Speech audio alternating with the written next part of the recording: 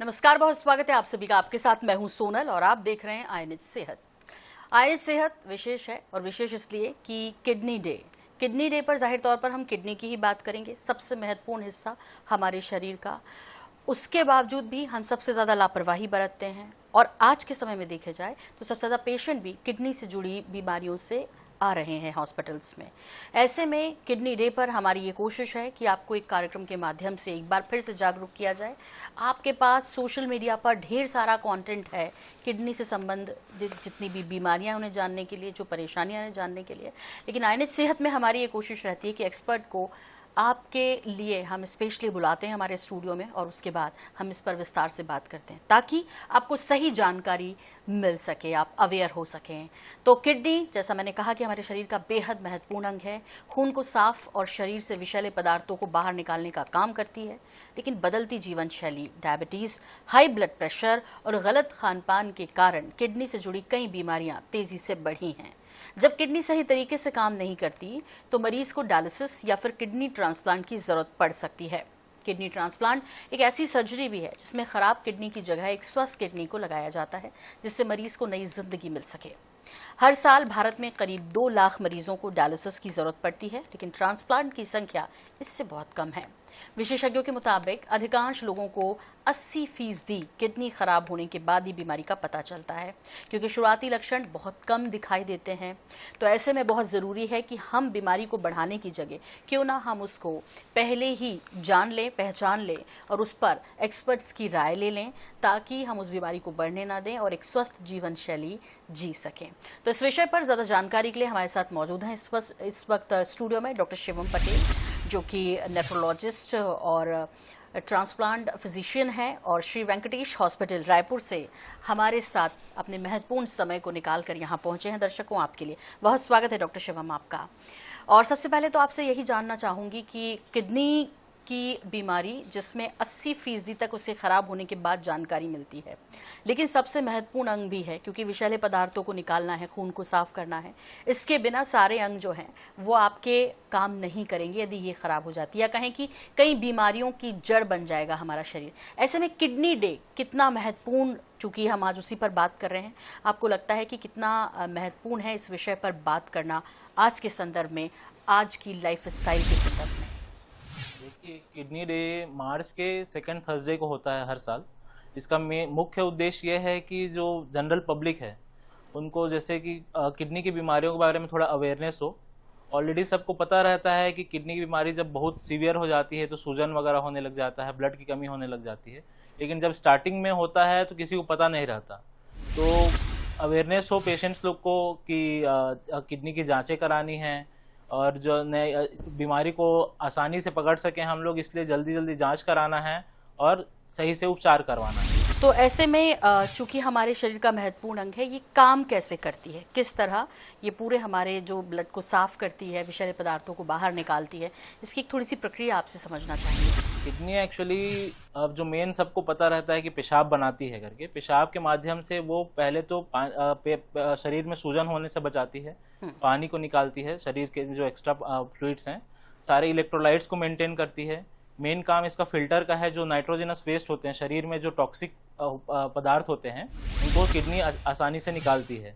और इसके अलावा बीपी कंट्रोल करने में मदद करती है और इलेक्ट्रोलाइट्स मेंटेन करने में मदद करती है, और हीमोग्लोबिन भी, जो सबको ब्लड की कमी के कारण होता है, वो भी सही करने में मदद करती है। जी, यदि हाई ब्लड प्रेशर है तो इसका, और डायबिटीज का कितना असर पड़ता है किडनी पर? एक्चुअली किडनी खराबी का सबसे महत्वपूर्ण कारण, सबसे कॉमन कारण शुगर की बीमारी ही है, डायबिटीज़ जिसको सब बोलते हैं। डायबिटीज़ लीडिंग कॉज है। लगभग 50% सीकेडी पेशेंट जो होते हैं वो डायबिटिक होते हैं। और हाइपरटेंशन जो होता है, बीपी के बढ़ने को बोलते हैं, उसका भी बहुत महत्वपूर्ण रोल होता है किडनी की बीमारी करने में। और किडनी बीमारी होने से पहले और उसके होने के बाद ये दोनों चीज़ें बहुत ज़्यादा अफेक्ट करती हैं कि आगे का किडनी की बीमारी कैसे प्रोग्रेस करती है और कितना सीवियर उसको पेशेंट को हो सकता है बीमारी। तो चूंकि आपने कहा कैसे प्रोग्रेस करती है, तो आइए सबसे पहले तो उसके शुरुआती लक्षणों को समझ लेते हैं आपसे कि वो कौन कौन से शुरुआती लक्षण होते हैं। क्योंकि जैसे कि आपने कहा कि भाई बहुत लेट पेशेंट आते हैं जब चीज़ें हाथ से निकल जाती हैं, तो शुरुआती लक्षण क्या हो और कब किसी भी व्यक्ति को जो उसको दिखाई दे तो उसको फिर अस्पताल का रुख करना चाहिए? देखिए, किडनी बीमारी जब सीकेडी बोलते हैं उसके 5 स्टेजेस होते हैं। तो जनरली जो स्टेज 3 के पहले तक किसी पेशेंट को कोई भी दिक्कत नहीं होती है। कुछ पेशेंट को हो सकता है कि बीपी बढ़ने लग जाए। कई बार स्टार्टिंग में जब पेशाब से झाग निकलने लग सकता है, कि पेशाब से खून निकलने लग सकता है। जैसे ही बीमारी बढ़ने लग जाती है, पैर में सूजन आने लग जाता है, बीपी पहले जो कंट्रोल था बीपी वो अब कंट्रोल के बाहर चला जाता है, खून की कमी होने लग जाती है, थकावट होने लग जाता है। ये सारे लक्षण हैं जिससे हम लोग कम से कम किडनी के डॉक्टर को एक बार सलाह ले लेनी। जी।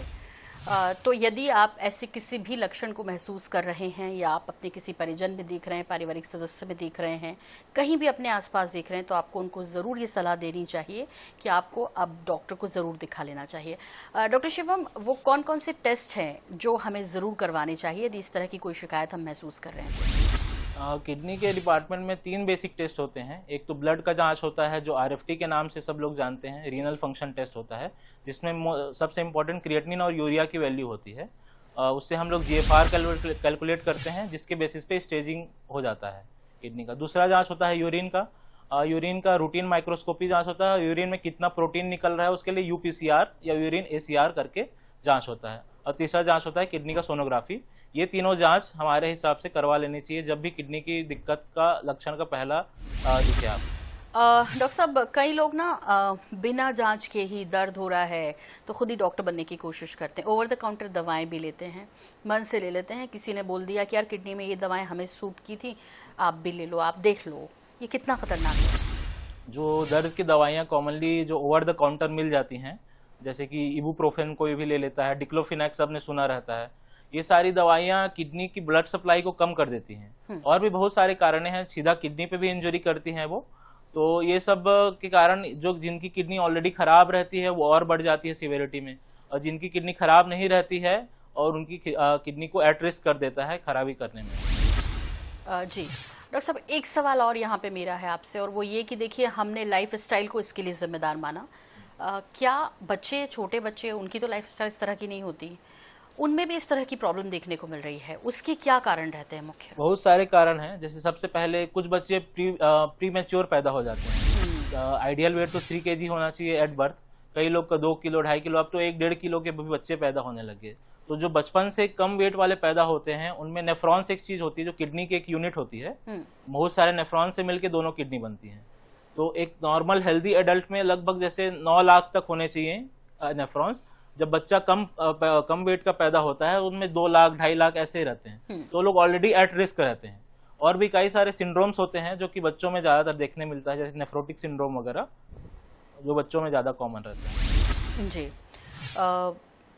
अभी आपसे ये भी समझना है कि जिस तरह से आपने कहा लाइफस्टाइल तो इसमें जिम्मेदार भी है, जेनेटिकली तो इसमें कोई प्रॉब्लम नहीं होती होगी? जेनेटिकली भी होता है, बच्चों में जेनेटिक होता है। कई बार बड़े जब 30-40 साल के, 50 साल के हो जाते हैं तब जेनेटिक धीरे धीरे असिम्टोमेटिक स्टार्टिंग में रहता है, फिर धीरे धीरे कवर कर लेता है। बड़ों में जैसे कि एडीपीकेडी नाम की बीमारी है वो जेनेटिक हो सकती है। बच्चों में नेफ्रोटिक सिंड्रोम जेनेटिक होती है, एफएसजीएस नाम की जेनेटिक होती है। काफी रहता है जेनेटिक का रोल, लेकिन साथ में कई पेशेंट लोग का जेनेटिक होने के बावजूद भी कोई सिम्टम्स आते नहीं। साथ में जब लाइफस्टाइल वाले फैक्टर्स उनके ऐड हो जाते हैं, जो परहेज करना रहता है वो नहीं कर पाते हैं, तब बीमारी सामने आ जाती है। जी डॉक्टर साहब, ऐसी भी कोई जांच होती है क्या? मतलब जैसे मुझे लगे कि मुझे करा लेना चाहिए, कोई पैरों में सूजन नहीं है, कुछ और जो आपने लक्षण बताए वैसा नहीं है, लेकिन मुझे कहीं डाउट है कि यार ठीक से जो एक सिस्टम को चलना चाहिए वो नहीं चल रहा है। सबसे कॉमन जांच जो एटलीस्ट साल में एक हेल्दी इंडिविजुअल को भी कराना चाहिए वो एक केएफटी का जांच है, किडनी फंक्शन टेस्ट। अच्छा। उसमें क्रिएटिनिन और यूरिया की वैल्यू है। और दूसरा एक यूरिन आरएम में सजेस्ट करूंगा, उससे यूरिन में प्रोटीन निकल रहा है, यूरिन में इन्फेक्शंस है, ये सब का सजेशन मिल जाता है। डॉक्टर साहब रिपीट करेंगे, केएफटी और urine RM, urine routine microscopy करके है। अच्छा। हाँ, ये जांच दोनों को साल में एक बार एटलीस्ट करवा लेना चाहिए। तो ये एक बहुत महत्वपूर्ण जानकारी डॉक्टर शिवम ने दी है, और मुझे लगता है कि आपको किडनी डे पे जरूर प्रण लेना चाहिए कि भाई एटलीस्ट एक बार साल में आपको कोई लक्षण नहीं भी दिख रहे हैं, कई बार नए सिम्टम्स दिखते हैं, तो आपको जरूर कराना चाहिए और श्योर हो जाना चाहिए कि भाई जो फंक्शन आपकी बॉडी में सबसे महत्वपूर्ण है वो स्वस्थ है। तो इन 2 टेस्ट पर आप जरूर गौर फरमाएं। और डॉक्टर साहब, मैं आपसे ये भी समझना चाहती हूँ कि अब हम चूंकि लाइफ स्टाइल की बात कर रहे हैं, यदि हम कम पानी पीते हैं तो भी क्या किडनी की प्रॉब्लम हो सकती है, ज्यादा नमक का इंटेक करते हैं तो भी हो सकती है, और क्या कुछ खाने में हमें नहीं लेना चाहिए जिसकी को आप सलाह देंगे, जिसके लिए हमारे दर्शकों को कि कम से कम इसे अवॉइड करें तो आप किडनी की किसी प्रकार की बीमारी से बच जाएंगे? कोई जैसे कि बहुत सारे फैक्टर्स होते हैं, किसी एक में कम, जैसे कोई पेशेंट या नॉर्मल इंडिविजुअल है जो कि कम पानी पी रहा है, तो आप उसका तुरंत चेक कराएंगे तो नहीं दिखाएगा। लेकिन मान लो वो 2-3 फैक्टर्स है, जैसे कि मान लो वो दर्द की दवाइयां खाता है, कोई बाहर ओवर द काउंटर दवाई खा रहा है, कोई फिर डिहाइड्रेशन हो रहा है, उसको पानी की कमी हो जा रही है, तो ये सब कारण से उसको एक्यूट किडनी इंजरी हो सकती है, इसमें कोई डाउट नहीं। जी नहीं, मतलब नहीं भी है तो भी हमें नमक कम लेना है, पानी ज्यादा पीना है, ये सजेस्ट हर करते हैं पेशेंट के लिए ऐसे हार्ड लाइन नहीं है। कुछ अब जैसे कि पेशेंट जो जिनको हाइपरटेंशन है, बीपी बढ़ा हुआ है, उनको नमक में परहेज करना चाहिए, और ऐसे एक्सेसिव नमक तो किसी को नहीं खाना चाहिए। जो नॉर्मल पेशेंट्स हैं वो नॉर्मल क्वांटिटी में नमक खा सकते हैं। आप हाई ब्लड प्रेशर पर बार बार फोकस कर रहे हैं, लो ब्लड प्रेशर वालों को किडनी की समस्या नहीं हो सकती? हो सकती है जी। जनरली एक्यूट किडनी इंजरी होती है, जो लो ब्लड प्रेशर वाले पेशेंट रहते हैं उनको शॉक बोलते हैं, जिसके कारण बीपी 100 जो सिस्टोलिक वाला रहता है वो 100 से कम चला जाता है, तो उसके कारण समस्या बढ़ जाती है। आजकल छत्तीसगढ़ के जो उड़ीसा बॉर्डर वाले पेशेंट्स हैं, उस साइड एक और सीकेडी नाम की बीमारी आ रही है, जिसमें बीपी बहुत लेट स्टेज में बढ़ने लग जाता है। जनरली स्टेज 4 स्टेज 5 तक भी कई बार बीपी लगभग उनका नॉर्मल रहता है। जी, तो कहने का मतलब ये है कि बेहद सावधानियां आपको बरतनी है, तब जब अभी पानी शुद्ध नहीं है, हवा शुद्ध नहीं है, आपका खान पान ठीक नहीं है, जंक फूड आप कुछ मजबूरी में ले रहे हैं, कुछ शौक से ले रहे हैं, कुल मिला के आपको अपनी किडनी के स्वास्थ्य का बहुत ध्यान रखना है। इसके बाद जरूरत पड़ती है यदि वो हाथ से केस बाहर निकल गया, डायलिसिस की। डॉक्टर साहब, डायलिसिस किस तरह से प्रभाव डालता है और ठीक करता है इसे, कितनी बार जरूरत पड़ती है, किन परिस्थितियों में पड़ती है? डायलिसिस के इंडिकेशन में एक तो एक्यूट किडनी इंजरी होता है, जो कि अभी अभी अचानक से हुआ है, पेशेंट को बहुत ज्यादा इन्फेक्शन हो गया मान लीजिए, और उससे किडनी खराबी होने लगी, 1-2 बार डायलिसिस की जरूरत पड़ सकती है, फिर उसके बाद रिकवर भी कर सकता है पेशेंट। दूसरा एक है क्रॉनिक किडनी डिजीज, उसके कारण भी डायलिसिस की जरूरत पड़ सकती है, और उसमें जब डायलिसिस की जरूरत पड़ती है तो वो लगभग जिंदगी भर चलानी पड़ती है। डायलिसिस 2 प्रकार के होते हैं, एक ब्लड वाला डायलिसिस होता है जिसको हीमोडायलिसिस बोलते हैं, एक पेट वाला डायलिसिस होता है जिसको पेरिटोनियल डायलिसिस बोलते हैं। जी, तो आमतौर पे किसी मरीज को कितनी बार डायलिसिस कराना पड़ता है हफ्ते में? ब्लड वाले डायलिसिस के लिए हम लोग मिनिमम 2 बार हफ्ते में करवाना चाहिए, लेकिन जिसका पेशाब धीरे धीरे किडनी की बीमारी या डायलिसिस के कारण भी कई बार पेशाब 500 ml दिन भर में से धीरे धीरे पूरा 0 हो जाता है किडनी वाले मरीजों का।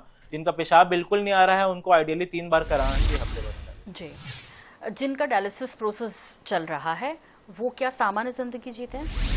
जी हाँ, जी सकते हैं। हाँ, जी सकते हैं, सामान्य जिंदगी जी सकते हैं, लेकिन डायलिसिस में भी इन्फेक्शंस का रिस्क रहता है, बीपी कम हो जाने का रिस्क रहता है, जिसके कारण हार्ट पे भी दिक्कत आ सकती है, तो रिस्क उसमें भी है। डॉक्टर साहब, आप क्या प्रिस्क्राइब करते हैं जब डायलिसिस आपका चल रहा हो, तो किस तरह की सावधानियां आपको बरतनी है ताकि चीजें और बिगड़े ना और आपको पूरा फायदा मिले डायलिसिस का? सीकेडी पेशेंट जो डायलिसिस पे हैं उनको ये ध्यान रखना चाहिए कि नमक का परहेज करें, क्योंकि नमक से बीपी के अलावा पानी भी शरीर में डिटेंशन हो जाता है, जिससे बहुत ज़्यादा हर 2 डायलिसिस के बीच में वजन बढ़ जाता है उनका, और जितना ज़्यादा पानी निकालना पड़े अगले डायलिसिस में उतना बीपी कम होने का रिस्क रहता है। दूसरा, फ्रूट्स अवॉइड करना है। फ्रूट्स में सेव, पपीता, अमरूद ये सब ले सकते हैं, वो भी मॉडरेट क्वांटिटी में। इसके अलावा तो बाकी बनाना हो गया, कोकोनट हो गया, ये सब अवॉइड करना है, क्योंकि इनसे पोटेशियम बढ़ सकता है, जिससे कारण सीधा हार्ट अरेस्ट हो सकता है। जी डॉक्टर साहब, डायलिसिस एक दर्द भरी, जोखिम भरी प्रक्रिया है, कितना इत्तेफाक रखते हैं? स्टार्टिंग में नो डाउट जिनका कैथेटर से डायलिसिस हो रहा है उनको कोई दर्द नहीं होता। जिनका फिस्टुला से डायलिसिस होता है उनको पहले 1-2 सेशन में थोड़ा पिन चुभाने वाला दर्द हो सकता है, उसके बाद कोई दर्द नहीं होता है डायलिसिस की प्रक्रिया से।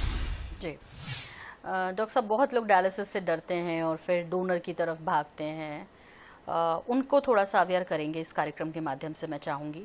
एक तो डोनर आसानी से मिलते नहीं हैं, तो इस बारे में भी मैं चाहूंगी कि आप थोड़ा सा। देखिए, डायलिसिस जितना भी अच्छा है, ट्रांसप्लांट नो डाउट अगर हाई रिस्क भी है तो भी कहीं ना कहीं डायलिसिस से बेटर लाइफ दे सकता है एक सीकेडी के मरीज को।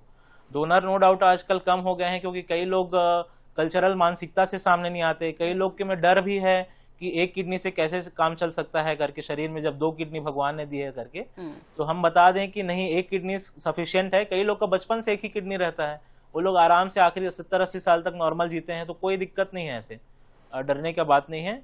और डोनर देने से पहले हम लोग उनका डिटेल में पूरा इवैल्यूएशन करते हैं। अगर हम लोग को लगता है कि एट रिस्क है तो डोनर को एट रिस्क नहीं देने देते। अगर लगता है कि वो सामान जिंदगी बिता सकता है आगे, तभी हम लोग आगे प्रोसीड करते हैं। जी।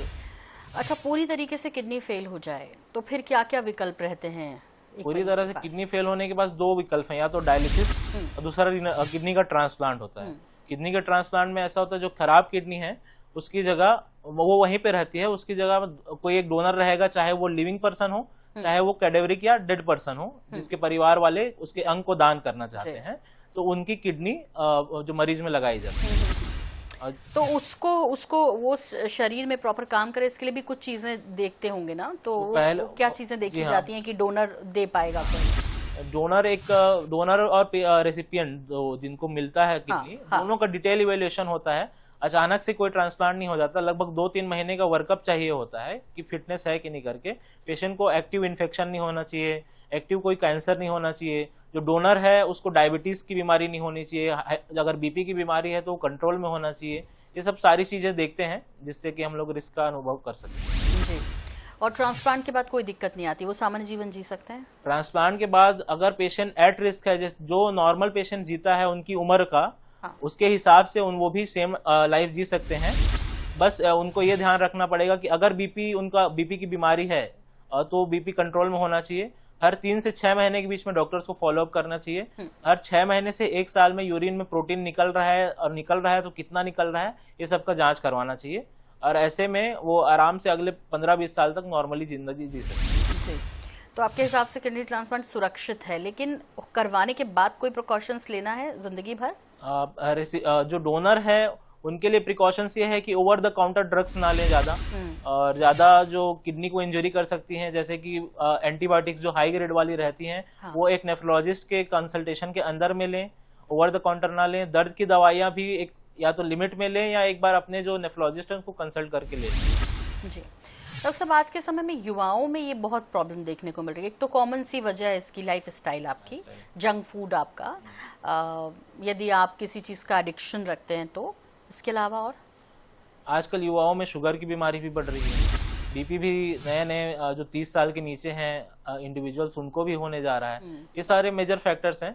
और ओवर द काउंटर्स ड्रग्स जो हैं, नो डाउट वो आपने बताया कि है करके, और जनरली हमने देखा है पिछले 5-6 साल, एक डिकेड में बहुत ज्यादा बढ़ने लग गए हैं। मेजर रीजन सीडेंटरी लाइफस्टाइल है, और वही जंक फूड है जिसमें ज्यादा नमक होता है, ज्यादा पोटेशियम होता है, ज्यादा फास्फोरस होता है, ये सबसे बहुत ज्यादा बढ़ने लग जाता है किडनी का बीमारी। डॉक्टर साहब, अब ये भी जानना चाहती हूँ कि रोजमर्रा की जिंदगी में एक स्वस्थ शरीर है और सब कुछ ठीक है, उसकी किडनी स्वस्थ रहे, उसके लिए आप क्या सजेशन देंगे, क्या सजेस्ट करेंगे? सबसे जरूरी है एडिक्वेट हाइड्रेशन। पानी आप भरपूर मात्रा में पीजिए, कम से कम 2.5 से 3 लीटर दिन में पीजिए। एक हेल्दी एडल्ट इंडिविजुअल जो 25 से 30 साल का है उसके लिए बता रहा हूँ, ठीक है। और पानी के अलावा फिर वही है कि बीपी का अगर पेशेंट है या शुगर का अगर पेशेंट है तो अपने ही डॉक्टर को दिखाएं, वो एक्चुअली कंट्रोल में होना चाहिए। पैर में सूजन वगैरह आए तो तुरंत दिखाना चाहिए। और एक्सरसाइज करना चाहिए, हफ्ते में कम से कम 150 मिनट करना चाहिए। मॉडरेट इंटेंसिटी का एक्सरसाइज करना चाहिए, बहुत हैवी एक्सरसाइज करने की जरूरत नहीं है। और जो ओबीस पेशेंट है उनको वेट लॉस करना चाहिए, और जो ओबीस है उनको ओवर वेट की कैटेगरी में कम से कम आना चाहिए। तो ये सबसे बहुत ज्यादा फायदा देखा गया है किडनी की बीमारी से बचाव। तो यदि ये सारे सुझाव आप अपनाते हैं तो जाहिर तौर पर आप किडनी की बीमारी से बचे रहेंगे, किडनी फेल होने से बचे रहेंगे। इसके अलावा यदि आप किसी कारण से इसकी चपेट में आ भी जाते हैं तो इलाज सब उपलब्ध है, बस ज़रूरत है कि आप समय पर एक अच्छे डॉक्टर को दिखा दें और उनकी सलाह पर ही अमल करें, ना कि आप खुद के डॉक्टर बन जाएं और सोशल मीडिया पर देखकर कुछ ट्रीटमेंट्स, कुछ दवाएँ उसे लेना शुरू करें। इससे बीमारी बढ़ सकती है, आपको दिक्कतें और ज़्यादा हो सकती है। मैं आपसे चलते चलते जो है ये भी जानना चाहूँगी डॉक्टर साहब कि वो कौन सा टिप ऑफ द प्रोग्राम होगा जो आप देना चाहेंगे हमारे दर्शकों को किडनी डे के मौके पर? किडनी, आप मेरे हिसाब से तो किडनी डे को ही एक डे मान लीजिए जिस दिन आप, जैसे आप किडनी के पेशेंट नहीं भी हैं तो एक बार अपना रूटीन जांच जरूर करवा लें, एक RFT करवा लें और एक यूरिन RM का टेस्ट जरूर करवा लें। और ध्यान रहे, एक जांच से आपका अगर बीमारी अर्ली स्टेज में पता चल जाता है तो आपके पैसा भी बहुत सारा बच जाएगा और एनर्जी भी बहुत सारा बच जाएगा और हेल्थ के लिए बहुत अच्छा होगा। जी डॉक्टर साहब, जैसे आपने कहा, ये मेरा आखिरी सवाल होगा आपसे कि प्री मैच्योर बेबी होता है तब ये समस्या हो सकती है, चूंकि आपने कहा कि केसेस बढ़ भी रहे हैं, तो जो माएँ गर्भवती हैं उनके लिए कोई कि उनके बच्चों को किडनी की दिक्कत ना हो, वो उससे फिर जूझे ना, बाद में परिवार के लोग परेशान ना हो, उनके लिए भी कोई टिप है? उनके लिए यही है कि अपना जो डाइट है वो कम ना करें, जो झाड़ फूक वाला चीज होता है वो मत करें। जबरदस्ती जो किडनी को इंजरी करती हैं, माता को जब किडनी की बीमारी होती है तो बच्चे को भी रिस्क बढ़ जाता है किडनी की बीमारी होने का, जो कि कॉमन बात है। और दूसरा चीज है कि एक बार सोनोग्राफी जो उनके ऑब्स्टेट्रिशियन जो शिशु रोग विशेषज्ञ हैं उनको एक बार दिखा लें, और सोनोग्राफी का जो जांच वो लोग 20 हफ्ते पे होता है वो करवा लें। इससे जनरली बेबी में अगर कोई किडनी में पहले से दिक्कत है तो 20 हफ्ते के अंदर में ही पता चल जाता है। जी जी। तो उस स्टेज में फिर क्या किया जाता है? काउंसलिंग होती है। कुछ बीमारी होती हैं जो ट्रीटेबल हैं, कुछ बीमारी होती हैं जो बच्चे के आने के बाद अपने आप सही हो जाती हैं। कुछ हाइड्रोनेफ्रोसिस जैसी बीमारी होती हैं अपने आप 6 से 8 हफ्ते बच्चे के पैदा होने के बाद वो अपने आप सही हो जाती हैं। तो गर्भ शिशु को यदि ये पता चल जाए डॉक्टर्स को कि इनको है, तो उसके लिए ट्रीटमेंट भी तभी शुरू हो जाता है? नहीं, एक्चुअली ट्रीटमेंट मेन तो मेजर काउंसलिंग होता है। ट्रीटमेंट बीमारी पे डिपेंड करता है कि क्या है करके, लेकिन मेजर जो ट्रीटमेंट रहेगा वो बच्चे के पैदा होने के बाद में। वही बार बार यही है कि prevention is better than cure, मतलब आप हमेशा बीमारी ना हो वो ज्यादा अच्छा है, स्पाइट की बीमारी होने के बाद उसका इलाज करवाएं। बिल्कुल ठीक है, और ये महत्वपूर्ण बात है। और मुझे लगता है कि जितने भी सलाह डॉक्टर साहब ने आज इस कार्यक्रम के माध्यम से दी है, आप उसे ज़रूर फॉलो करेंगे अपनी ज़िंदगी में, अपने आसपास के लोगों को बताएंगे और किडनी की बीमारी से बचे रहेंगे, क्योंकि सबसे महत्वपूर्ण अंग है हमारे शरीर का। और थोड़ा सा भी यदि डिस्टर्ब होता है तो फिर आप किसी भी बड़ी दिक्कत का सामना करने के लिए तैयार रहिए। फिलहाल डराना हमारी कोशिश नहीं है, हमारा प्रयास ये रहता है कि आप लोग अवेयर हों, जागरूक हों, और इसीलिए डॉक्टर शिवम पटेल अपना महत्वपूर्ण समय हमारे साथ साझा कर रहे हैं। बहुत धन्यवाद डॉक्टर शिवम आपका स्टूडियो में आने के लिए और इतनी महत्वपूर्ण टिप्स हमारे दर्शकों को देने के लिए। और इसी के साथ आईएनएच सेहत में फिलहाल इतना ही, लेकिन जारी अपडेट का सिलसिला आईएनएच 24/7 पर बने रहिए हमारे साथ। नमस्कार।